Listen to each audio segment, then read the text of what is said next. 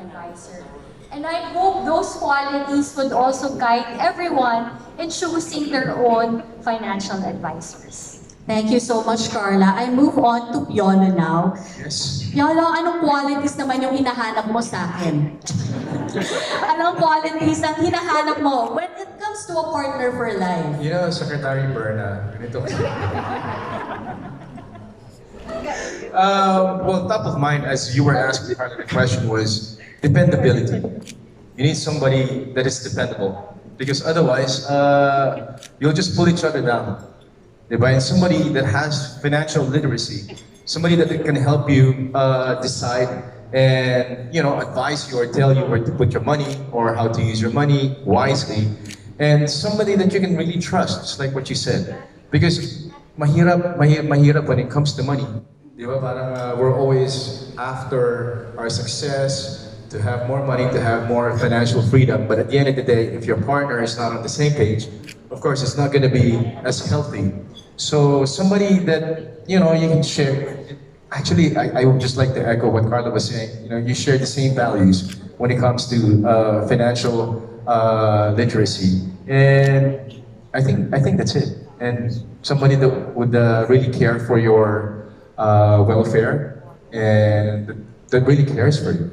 Actually, very much so. And with that, I'd like to segue to Jeff now. Jeff, you are a testament to this because truly, Sun Life has been your partner both as an employee and also as an actual client yourself. So, at this point in your journey, tuloy yung buhay, you're pursuing your goals, your dreams. How is Sun Life, being a partner to you in achieving those dreams? You know what, Lenny? I've celebrated my 11 years in the company. It is such a milestone to be in a company that takes care of you, the employees, no? And especially during the height of pandemic, no, where everything is in lockdown. And we're very thankful because we still have our salary, we still have our benefits. So can you imagine if I don't have that, I wouldn't be able to pay the bill of my mother, because it's just really too high, So, being with Sun Life, it helps me also to instill the value of financial planning, being able to discipline my wealth, because I've accumulated wealth through my 11 years at the company, and diversify my income as well. So, through Sun Life, it gives me that opportunity to live a life where I don't have to worry about my finances, for as long as I'm in the right track of managing my wealth. There you go. Definitely a partnership, right? Thank you so much, Jeff, for sharing that. And now I move on to Miss Tess. Hello, Len. Hello, everyone. Okay, our first question is from Salve Asis, of course, Entertainment Editor, Filipino Star.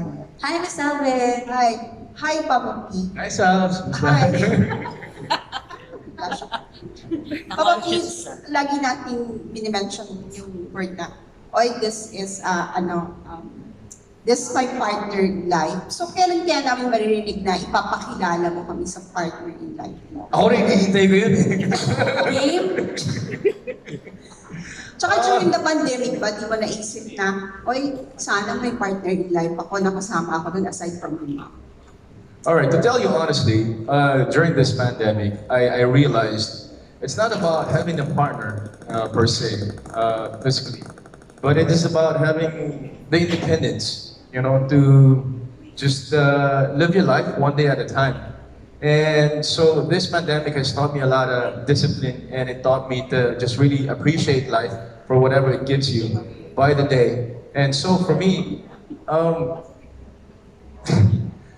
it's hard to put it in words, but it's if and when it comes, then of course I will have to introduce her to you, or I will have to really, of course, be proud of that feeling and just share it with everybody. But it's not something that I see on the horizon anywhere near. So just focus on my work, just focus on whatever I have in hand, and let's see where it takes me. Oh, thank you. Next question. Papa P, since, di ba, with Sun Life, super secure na yung future mo, Hindi mo naisip na mag-retire sa showbiz? Well, actually, I said that before I turned 40. I'm 45, and I was talking to Direk Cathy the other day, Direk Cathy Garcia, we did the Kumu serye, and she just signed with ABS for a couple of years. So I told her, sabi ko, Direk, huwag na tayo magsasabi ng retirement kasi parang hindi naman din natutuloy. So, I mean, for me, this is my passion. I love what I do, and being in this business gives me meaning. So, I was, I guess, being immature when I feeling burnt out, back then. And you can call a midlife crisis, because you're too loaded up with work. And at this point in my life, I just want to continue doing what I'm doing. And this is really, something that I really appreciate, being in this business, being in front of you guys, and just sharing my life. So, just the same thing. It's not on the horizon for me, retiring and all. As long as I feel I'm needed in this business or there's something I can contribute, and I'll stay on. Thank you so much. Thank you so much, Miss Salve. And I would just like to make a follow-up on that by asking Carla. Kinabahan ako dun, ha? No, kasi di ba, parang we all know that Piolo is already very much financially secure no matter what he decides to do next in his life. But to get there, for example, for people like Jeff, for example, na meron pang pinupursue ng mga goals. Carla, can you share with us exactly how do we plan for that? What do we do first for those who have no idea where to begin? Okay, so I think that's a very good question, Nolan. Siguro that conversation would start with me asking everyone, what is your picture of a perfect retirement?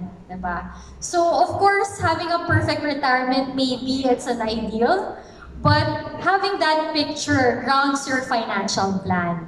And then when you have that picture of a retirement, now it's time to take a hard look at the numbers. Dito na papasok ang financial advisor. Kasi yung numbers, yung numero, dun sa nakikita ninyo sa perfect retirement ninyo, doon makakatulong yung financial advisor on how that person can help you achieve that goal. And when you have that picture of retirement, the product solutions that will be offered to you will also match that. So for an example, personally, I'm sure you might be asking, oh Carla, ba't naisip mo na kagad yung retirement? It seems like I'm far from it. Just like Piolo, I mean, I love what I do. And so, continuing in this business, I wanted to have a picture of what my retirement is. So as early as I started working, I was actually already putting aside a little bit of my salary into retirement. And what were those financial solutions that were offered to me by Sun Life? We have a variable life insurance plan, which ensures that I'm financially protected, but at the same time, my premiums are being invested towards certain funds that matches my risk profile. So I would say, talk to a financial advisor to help you get to that perfect retirement. Thanks, Carla. Jeff, ikaw na ang susunod. Kasi di ba, parang of course, it's not easy for us to come face to face with, uupo tayo. Asan ba talaga ako in my financial journey? How much do I have? How much am I lacking? That's a hard conversation to have with yourself. Jeff, how did you face that moment where you had to really sit down, consider your expenses, and then take action? Anong mindset dapat ang meron? Well, when I started with the company, I don't have any idea about insurance, to be honest. So I didn't know how to plan my finances. I don't know how to put aside money. All I know is just to put it in a bank and handle the savings. So I started out having my Sun FlexiLink product. No? It is an insurance investment product. And that's how I started to basically grow my money.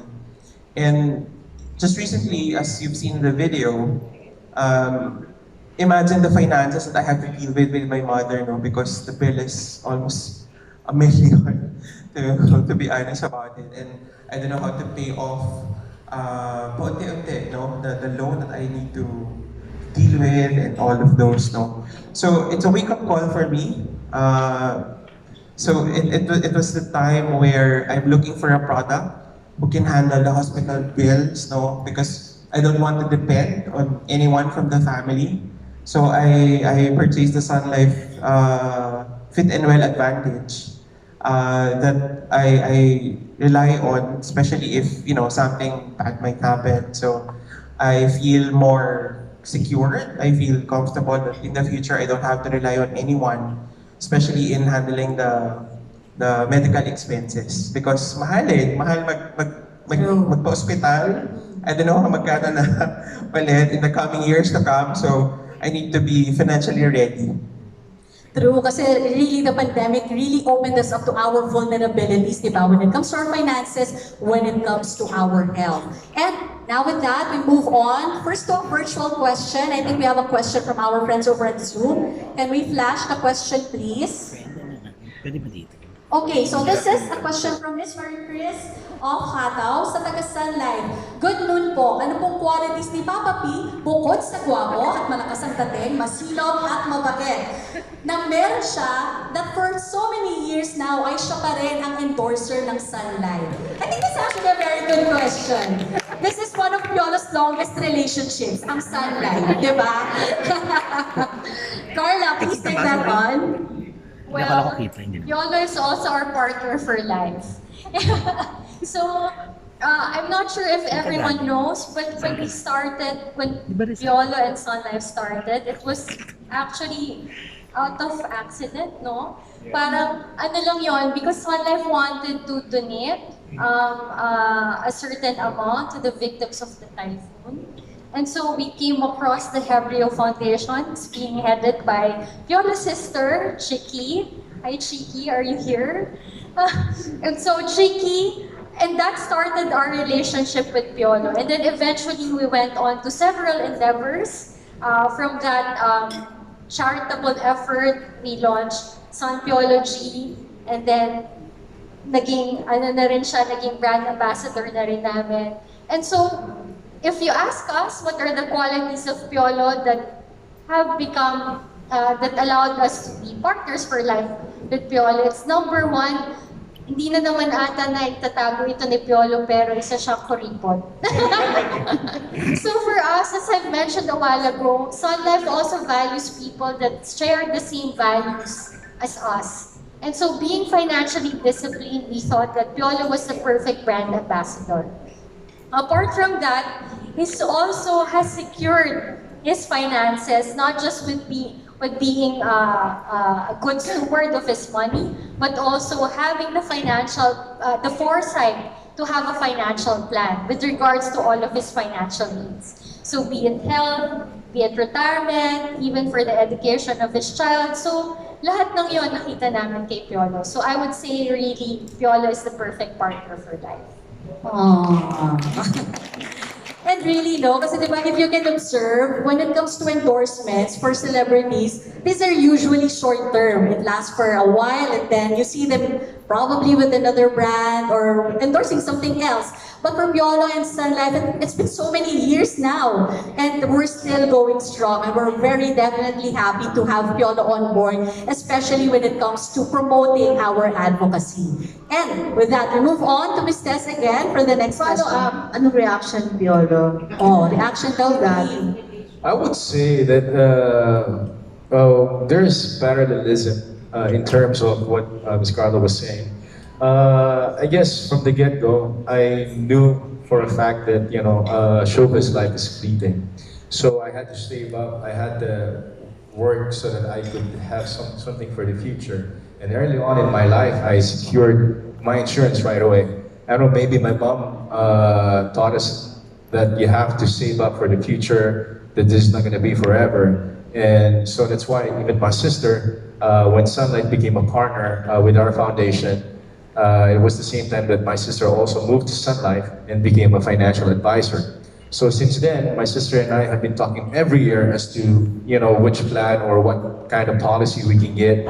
So there's always that growth, there's progression. So we're growing at the same time, at the same pace, and it encourages me to always give it my best because I know Sun Life is also pushing the envelope and not resting on their laurels. So it's a good relationship that I would want to keep for some time, I hope. I'd like to build up on that a bit.